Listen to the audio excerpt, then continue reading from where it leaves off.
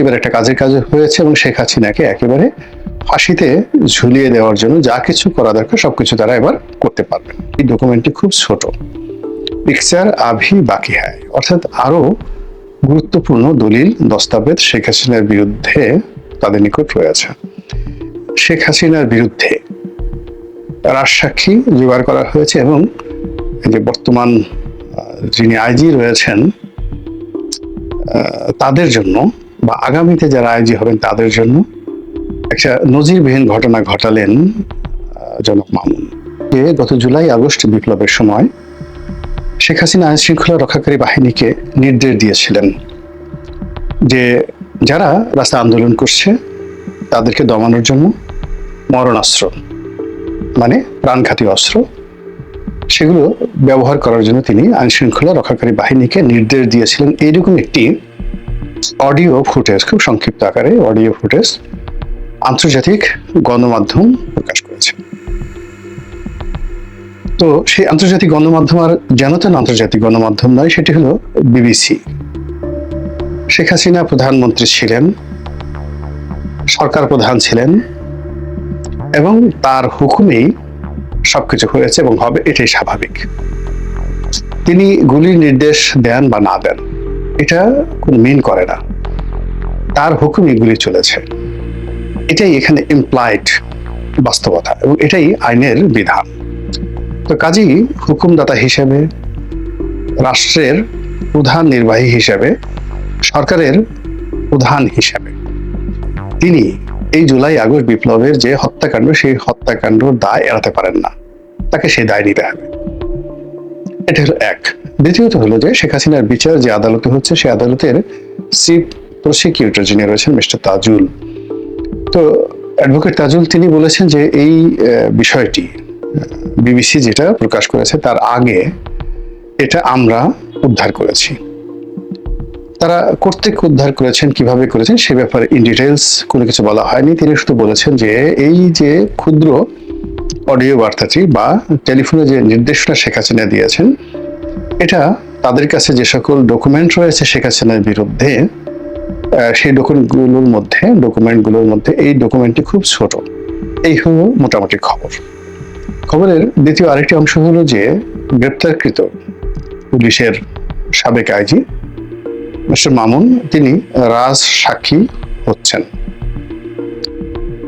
রাজসাক্ষী হওয়ার বিধানটি ইউরোপ আমেরিকাতে অত্যন্ত প্রাচীন একটি পদ্ধতি।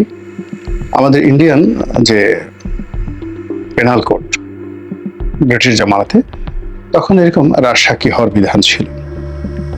জনাব মামুন শেখ হাসিনা সরকারের খুব ঘনিষ্ঠ একজন কর্মকর্তা ছিলেন, তিনি র্যাবের ডিজি ছিলেন এবং র্যাবের ডিজি থাকা অবস্থায় তিনি সেই যাকে বলা হয় মার্কিন যুক্তরাষ্ট্র কর্তৃক তিনি যে নিষিদ্ধের তালিকা, সেই নিষিদ্ধের তালিকায় তিনি বেনজির সহ আর অনেকেই অন্তর্ভুক্ত হয়েছিলেন, জেনারেল আজিজ সহ। তো শেখ হাসিনা যদি তখন স্মার্টলি এই মামুন সাহেবদের বিরুদ্ধে, বেনজির সাহেবদের বিরুদ্ধে বা আজিজ সাহেবদের বিরুদ্ধে ব্যবস্থা নিতেন, সেক্ষেত্রে ভিন্ন ইতিহাস হতে পারত তার জন্য, তার সরকারের জন্য, দেশের জন্য এবং সিভিল অ্যাডমিনিস্ট্রেশনের জন্য। এর কারণ হলো পুলিশ বাহিনী সরকারের হুকুম মতো, কথা মতো অনেক অপরাধ করেছে, এটা সত্য, কিন্তু তারা একটা অপরাধ করেছে সরকারের কথা মতো আর 99টা অপরাধ করেছে নিজেদের স্বার্থে। ধরুন এই যে মামুন সাহেব, তিনি দেখতে শুনতে বেশ ভদ্রলোক এবং ব্যক্তিগত তার যে আচার আচরণ নিয়োগ তেমন কোনো যাকে বলা হয় নেতিবাচক কথা প্রচলিত নয়, কিন্তু বাস্তবতা হলো যে তিনি আওয়ামী লীগের সুবিধাভোগী ছিলেন, মারাত্মক সুবিধাভোগী ছিলেন এবং যেটিকে বলা হয় মিসকে শয়তান বা মিনমিনে শয়তান। এখন এই যে মিনমিনে শয়তান, এটা কিন্তু অন্য যে আইজি শহীদুল হক তার মধ্যে ছিল না। তিনি শেখ হাসিনার জন্য অন্তঃপ্রাণ ছিলেন, আওয়ামী লীগের জন্য তিনি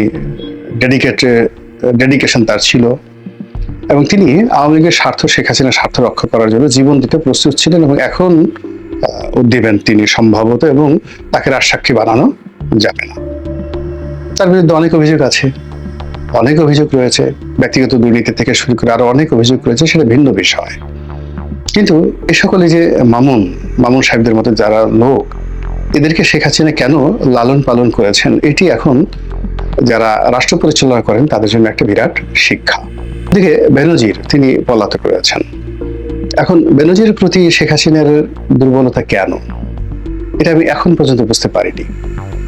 বেনজির সাহেব কখনো ছাত্রলীগ করেননি, আওয়ামী লীগের কারোর সঙ্গে তার কোনো যোগাযোগ ছিল না, এবং তিনি ক্ষমতায় বসে আওয়ামী লীগের 2 পয়সার উপকার করেছেন, শেখ হাসিনার স্বার্থ রক্ষা করেছেন, দলের জন্য কিছু করেছেন, এইরকম নজির আমি কখনো দেখিনি। কিন্তু শেখ হাসিনা তাকে স্নেহ করতেন কেন, তার বাড়ি গোপালগঞ্জ। এই যে তার যে অন্ধত্ব, তার যে যাকে বলা হয় গোপালগঞ্জ হলেই 7 খুন মাপ, শেখ পরিবারের লোক হলেই তার জন্য 7 খুন মাপ, এই মনোবৃত্তির কারণে সারা বাংলাদেশে অসংখ্য বেনজির এবং মামুন তৈরি হয়েছেন। তো সেই বেনজির তিনি আওয়ামী লীগের জন্য কিছু করুন আর না করুন, কিন্তু তার নিজের জন্য, তার স্ত্রীর জন্য, তার শ্বশুরের জন্য, শাশুড়ির জন্য, শালার জন্য, সম্বন্ধের জন্য পুরো বাংলাদেশকে খাবলা খাবলা করে দিয়েছেন। খাবলা খাবলা করে দিয়ে তিনি এখন দেশের বাইরে পলাতক।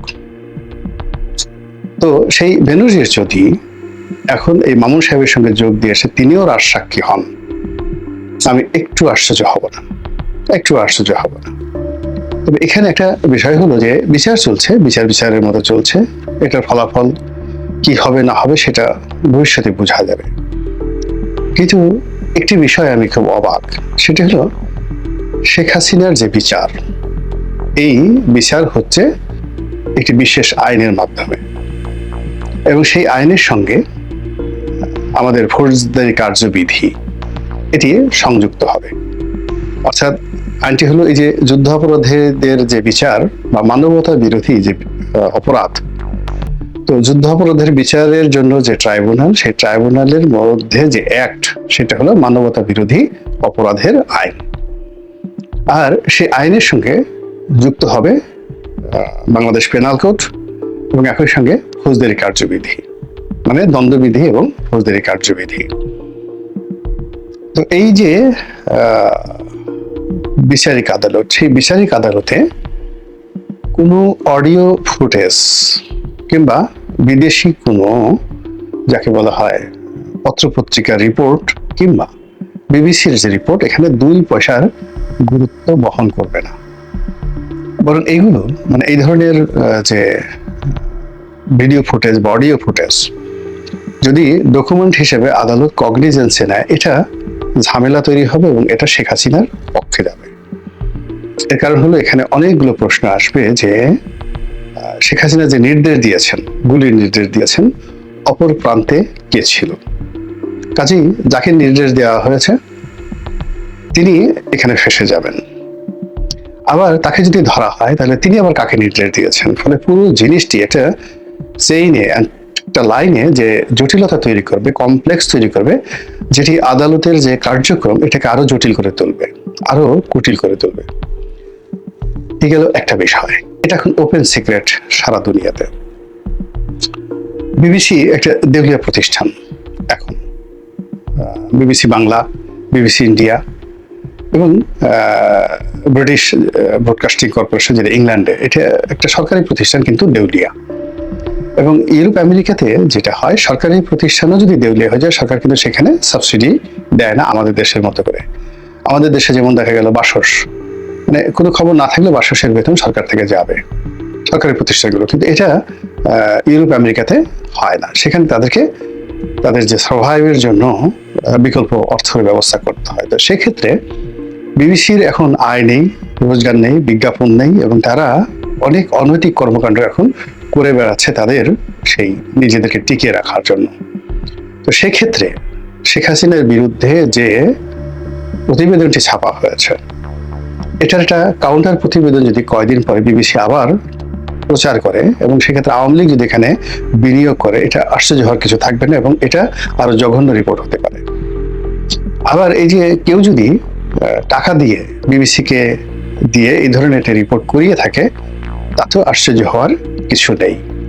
তো কাজেই বিবিসির যে অথেন্টিকেশন, যেটা 80-র দশকে ছিল, বিবিসির খবর শোনার জন্য আমরা যেভাবে পাগলের মতো বসে থাকতাম, সেই বিবিসি এখন আর নেই। এগুলো এক। 2 নম্বর হলো যে এখানে যে অডিওটি ব্যবহার করা হয়েছে, এটির সূত্র এবং এটির আইনগত ভিত্তি এবং এটি নিয়ে কোর্টে যদি সাবমিট করা হয়, এটিকে একজন আইনের ছাত্র হিসেবে এবং অপরাধ বিজ্ঞানের একজন ছাত্র হিসেবে আমি যতটুকু জানি, তাতে এই মামলায় যে রেমেডি সরকার পক্ষ এটাকে ব্যবহার করে আশা করছে এটি বুমেরাং হয়ে যাবে। তার চেয়ে বরং নর্মাল যেটা ফ্যাক্ট অ্যান্ড ফিগার, রাজসাক্ষী যেটা করেছেন সেটা ঠিক আছে, কিন্তু অন্যান্য যে ফ্যাক্ট সেটা হলো যে